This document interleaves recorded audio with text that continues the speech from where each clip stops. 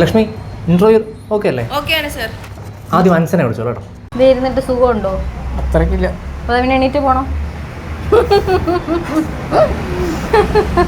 Anson please come in.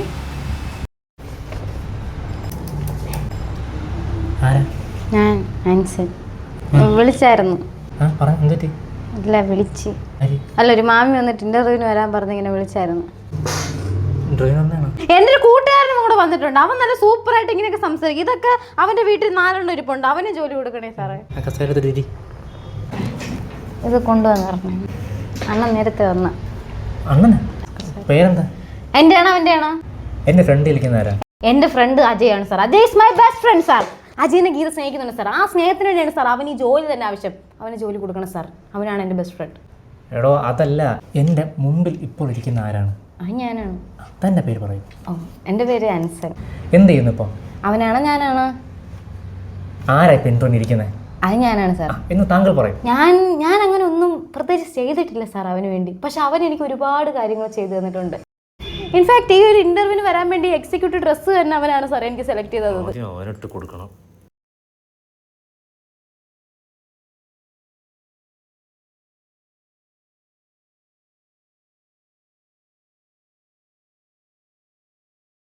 കൊടുക്കാം.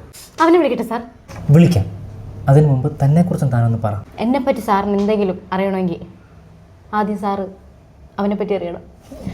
അവനെ പറ്റി സാറിന് എന്തെങ്കിലും അറിയണമെങ്കിൽ സാർ ആദ്യം അത് എന്നോട് ചോദിക്കണം. എങ്കിൽ പറ, ആരാണ് അവൻ? He is my best friend sir. He is my best friend sir. അവനെ വിളിക്കട്ടെ സാർ? Security sir. എന്തെങ്കിലും സെക്യൂരിറ്റിനെ വിളിക്കുന്നു. ആ ഗ്യാപ്പിൽ അവനെയും കൂടെ വിളിച്ചുവിടും സാർ. അവന് ജോലി കിട്ടും സാർ. വിളിച്ചു തോലാം. Thank you sir.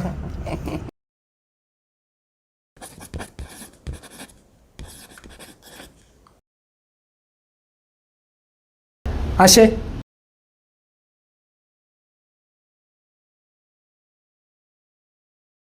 പേരെന്താ? എന്റെയോ അവന്റെയോ? അന്തസ്സ് മനുഷ്യനായി കഴിഞ്ഞ ആര്യാദക നീ എന്താ കളിക്കുന്നതാ?